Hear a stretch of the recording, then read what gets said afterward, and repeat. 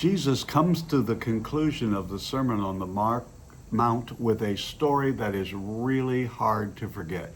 Two builders, two foundations, but one storm. He said, "Blessed are those who hear the words, build on the solid rock, and build a great house. There are those who hear the words, but they build on the sand, and when the storm comes, there is destruction." Let's look at three things according to this story that Jesus tells. Hearing isn't the same thing as building. Both builders had only one message they heard, and they needed to do what he said. It's possible to highlight or underline verses and still not do what they say. Both heard Jesus, they just went different directions. Jesus is reminding us once again that obedience is really nothing more than love in action. Don't just admire the blueprint for building your life. Pick up the hammer that Jesus talks about here of building correctly. So remember, hearing isn't the same thing as doing, and hearing in this instance isn't the same as building.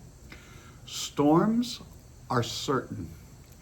Foundations are choices. Jesus didn't say, build however you want and hope for the best. He also didn't say, if storms come. He said, when storms come. Storms come to those who build on solid foundations and those who build on the sand. I live in the part of the world near the Gulf of Mexico where there is plenty of sand. And I see how that when the storms comes, how it moves, shifts, and redirects the sand. So the storms are certain.